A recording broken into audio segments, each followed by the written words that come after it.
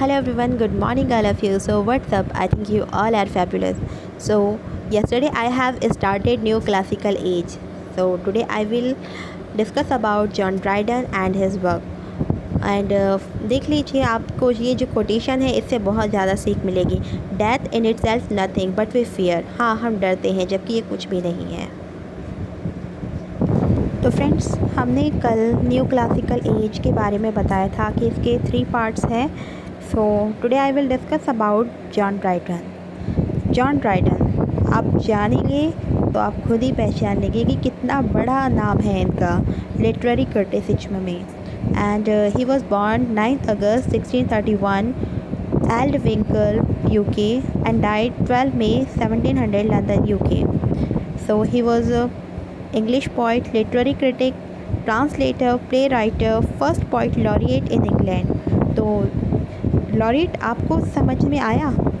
I think आ गया होगा, क्योंकि देखिए जैसे कि हमारे इंडिया में राज कवि होते हैं वैसे ही इंग्लैंड में पोइट लॉरेट होते हैं. तो जो लॉरेट होते हैं तो ये किसी राजा के समकालीन होते थे और उन्हीं के लिए पोइट्री वगैरह लिखते थे. दैन इनकी पोएम्स हैं Absalom and Achitophel, Mac Flecknoe and the hind and the panther, Annus Mirabilis and Alexander's feast. So father of English criticism, liberal criticism रहे. ये क्यों कहा गया? देखो, फादर ऑफ इंग्लिश क्रिटिसिज्म इन्हें इसलिए कहा गया, इन्होंने लिबरल रूप, जो लिबरल होता है ना स्वतंत्र रूप से,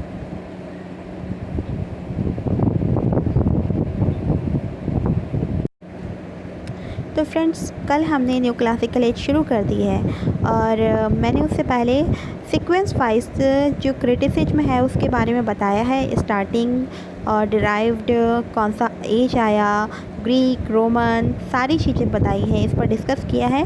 now I will talk about John Dryden, belong to new classical age, restoration period. Restoration तो आपको पता ही है ना, चार्ल्स सेकंड गद्दी पर बैठे थे. हाँ, राइट. सो जॉन ड्राइडन के बारे में जान लेते हैं. He was the English poet, literary critic, translator भी थे, प्ले राइटर भी थे, फर्स्ट पोइट लॉरिएट भी थे इंग्लैंड के. पोइट लॉरिएट, हाँ, पोइट लॉरिएट का मतलब होता है राजकवि. जैसे हमारे इंडिया में होते हैं ना राज्य कवि, राजकवि, तो वैसे ही पोइट लॉरिएट इंग्लैंड के थे, मतलब उस राजा के समकालीन थे, तो उसके श्रेय में आकर या फिर उसके शरण में थे और उन्हीं के लिए लिखते थे ये. So he was born 9 August 1631 Aldwincle UK, died 12 May 1700 London UK. And his poems are Absalom and Achitophel, Mac Flecknoe, The Hind and the Panther, Ennis Mirabia and Alexander Fees. Father of English Criticism, हाँ, इनको father of English criticism में कहा जाता है, मतलब English की आलोचना का पिता. ठीक है, क्योंकि इन्होंने लिबरल रूप से लिखा. उससे पहले जो लिख रहे थे, जो क्लासिकल लोग लिख रहे थे, वो किसी एक चीज़ पर फोकस करते थे, बट इन्होंने एक तरह से वर्सेटाइल होते हैं ना, बिल्कुल चारों दिशाओं में, चारों तरफ से सोच समझ कर लिखा. इन्होंने किसी एक पक्ष का वो नहीं किया, इन्होंने ये किया कि कौन सी चीज़ बेस्ट है, कौन सी चीज़ यूनिक है.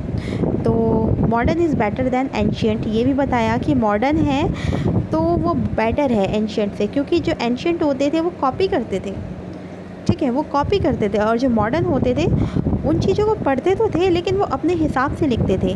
ऑल फॉर लव था इनका, 1678 में आया.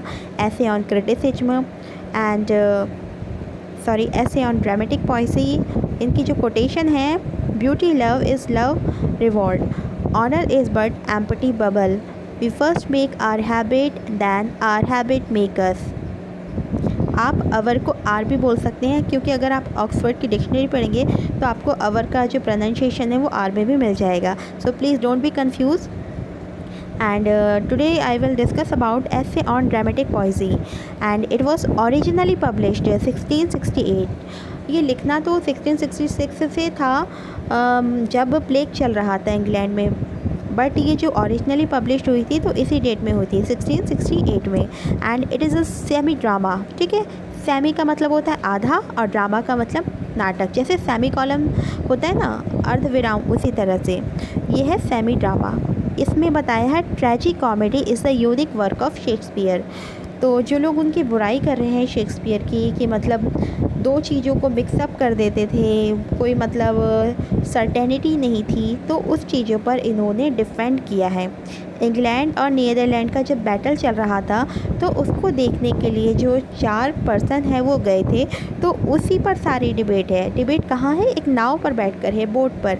तो इन 1800 Edward Meloni discovered that who were 4 man. 1800 शताब्दी में एडवर्ड मेलोनी थे, तो उन्होंने बताया वो जो 4 आदमी नाव पर बैठकर डिबेट कर रहे थे, डिस्कशन कर रहे थे, तो वो कौन थे। एंड देयर वर क्राइट्स, जो कि रॉबर्ट हॉवर्ड थे, ड्राइडन के ब्रदर इन लॉ थे। यूजीनियस चार्ल्स सैकवाइल थे जो फ्रेंड थे, और लेसिडियस जो थे चार्ल्स सैडली फ्रेंच के सपोर्टर थे, और जो नियंडर थे वो खुद ड्राइडन थे। तो फ्रेंड शुरू करते हैं। सबसे पहले हम क्राइट्स के व्यू देख लेते हैं।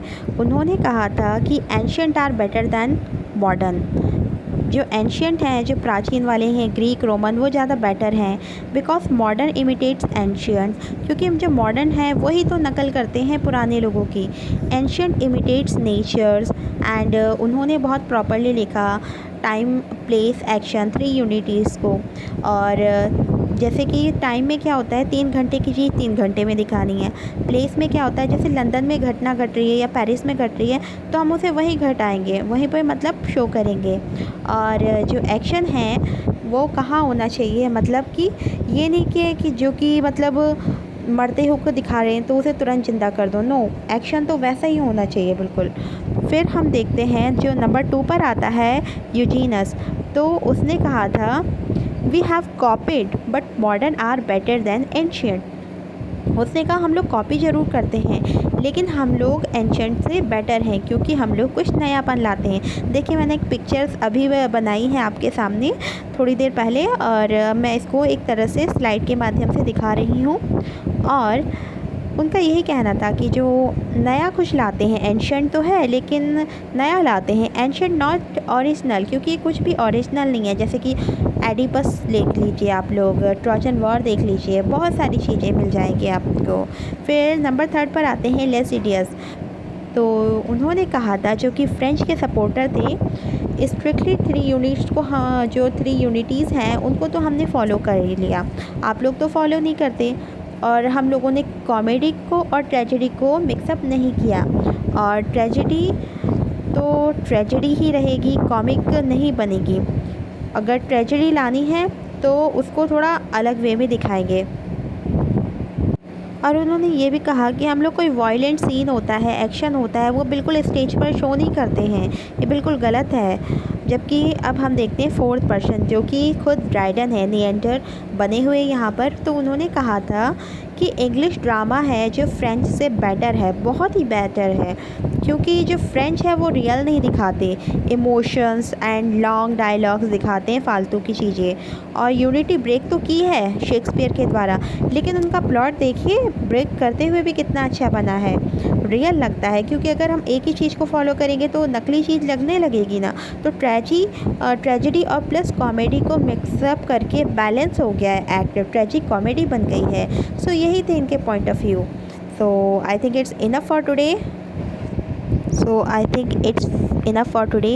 And thanks a lot and keep supporting me. अगर अच्छा लगा हो तो लाइक करें, सब्सक्राइब करें, ताकि मैं और मोटिवेट हो सकूं और अच्छी अच्छी वीडियोस लाती रहूं। इसके बारे में कुछ इंपॉर्टेंट पॉइंट हैं जो मैं कल आपसे डिस्कस करूंगी। So thanks a lot. And कोशिश करने वालों की कभी हार नहीं होती। Thank you once again.